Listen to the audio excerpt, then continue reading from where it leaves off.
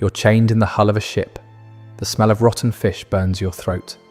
You can't see anything, only hear the water hitting the wood and the moans of other women around you. 6 days ago, you were praying in the monastery of Lindisfarne. 6 days ago, you were a consecrated virgin, promised to God, protected by your faith. That protection turned out to be an illusion. The men from the north arrived with the dawn fog. They slaughtered the monks on the same altars where they had prayed for decades, slit their throats while they begged for mercy, looted the gold, burned the sacred manuscripts. But with you, they did something different. They didn't kill you. They chained you, dragged you to the beach, ripped off your habit in front of everyone to verify your age and physical condition. You're 15 years old, and you just discovered that in the northern lands, there's a special category of slave. It's called Frilla Christina, Christian captive, preferably a nun, preferably a virgin. Because for the Vikings, there's no greater victory over the Christian God than turning his consecrated virgins into permanent concubines. The ship moves north. Norway is 3 weeks of sailing away. And what awaits you when you arrive? The Catholic Church will spend the next 1,000 years trying to erase it from official history.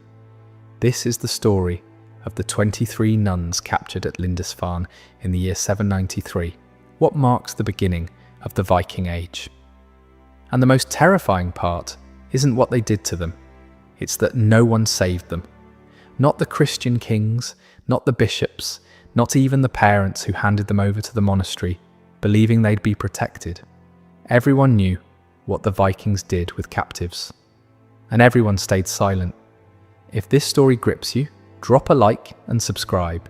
It takes a second and helps us keep unearthing the voices the world chose to silence. But before you understand what the Vikings did to these women, you need to understand what they lost that morning. June 8th, 793 AD, dawn. The island of Lindisfarne sits off the coast of Northumbria, England. It's one of the holiest sites in all of Christendom. Home to the relics of St. Cuthbert, a place where monks have prayed and copied sacred texts for over 150 years. The monastery houses 47 monks, 23 nuns, and treasures accumulated over generations. Gold chalices, silver crosses, manuscripts illuminated with covers encrusted in precious gems, reliquaries containing the bones of saints. The monks had heard rumours, pagans from the north attacking coastal villages, but Lindisfarne was sacred ground, protected by God himself. That morning the fog was thick. The watchman on the tower saw nothing until it was too late. 30 ships, dragon heads carved on their prows, emerging from the grey mist like ghosts from a nightmare. By the time the alarm bells rang, the Vikings were already on the beach. They didn't negotiate, didn't demand surrender, didn't even pause to assess the situation. They simply attacked. The first monks who ran toward the beach to greet what they thought were traders died with their hands raised in welcome. Axes split their skulls before they could understand what was happening. The Vikings moved with terrifying efficiency. They'd done this before. They knew exactly what they wanted and exactly where to find it.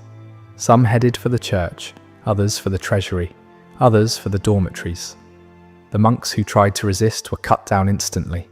The monks who tried to flee were hunted through the cloisters. The monks who hid were dragged from their hiding places and executed in the courtyard.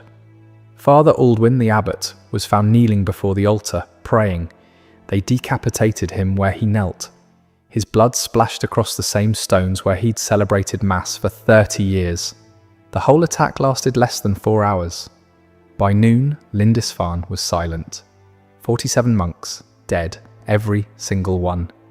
But the 23 nuns, they were still alive, and that's when their nightmare truly began.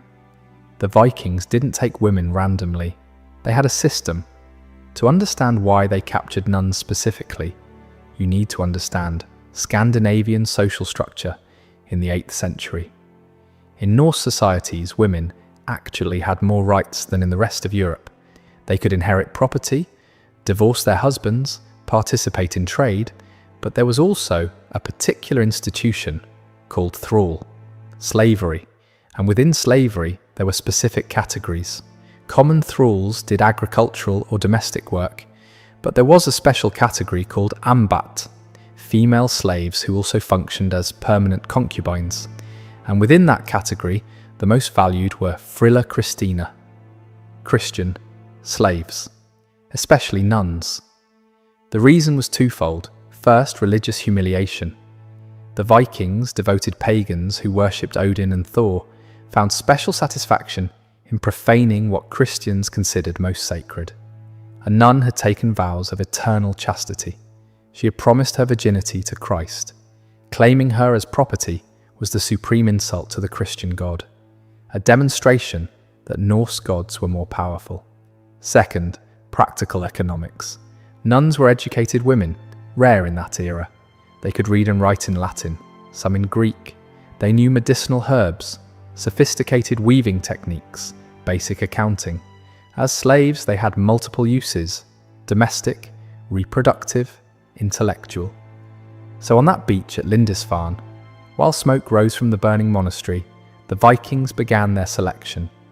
They stripped the nuns naked, examined them like livestock at market, checked teeth, inspected skin for diseases, estimated ages. Abbess Elfrida, 52 years old, was deemed too old to be useful. Her throat was cut on the spot. Her blood soaked into the same sand where her sisters knelt, watching. The remaining 22 women were sorted. The youngest and most attractive, approximately 8 of them, were designated for a ritual the Vikings called blodband, blood marriage. The older or less attractive ones were assigned as common ambat, domestic slaves with other obligations. 1.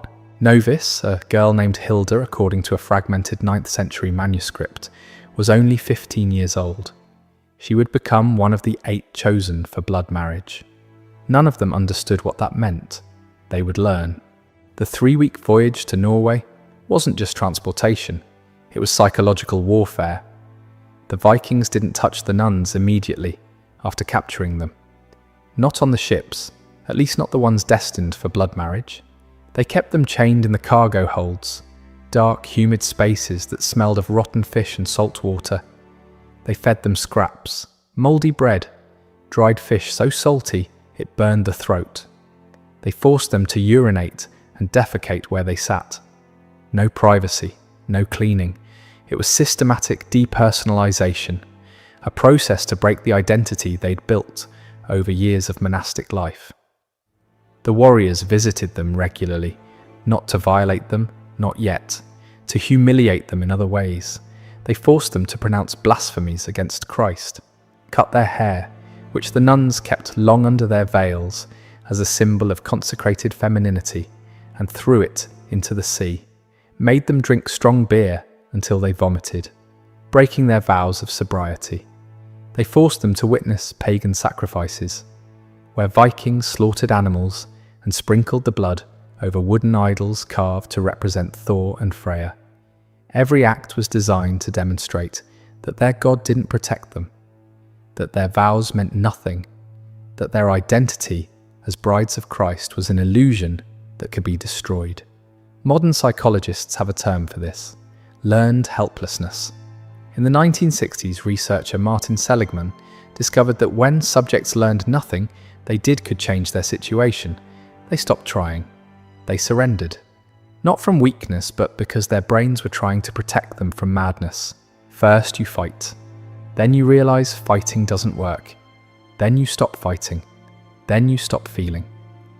The nuns in those shipholds were being systematically broken. Not through violence, not yet, but through degradation, isolation and uncertainty that never ended. By the time they reached Norway, most had already surrendered inside. That was the point. What you're about to see is so disturbing that the Catholic Church spent centuries destroying every document that mentioned it. Subscribe. Because Crown and Dagger doesn't hide from history's darkest chapters. When the ships finally reached the Norwegian coast, probably some fjord near the Hordaland region, the next phase of the system began. The nuns were unloaded and taken to what the Norse called thralahus, slave houses, wooden structures where captives were processed before final distribution. There they were washed for the first time in weeks, not out of compassion, because Vikings valued basic cleanliness in their property. They were examined by older Norse women, experts in evaluating fertility, dental health, signs of disease, physical strength. Based on these evaluations, the nuns were classified. The 8 youngest and most attractive were prepared for bloodband, blood marriage. This was a complex ritual documented in the Icelandic sagas, though the sagas generally omit the most brutal details. It occurred during Blot, a Viking religious festival celebrated 3 times per year. The captive was brought to the Hergra, a pagan stone altar usually located in a forest clearing considered sacred. She was naked, hands tied behind her back. The Jarl or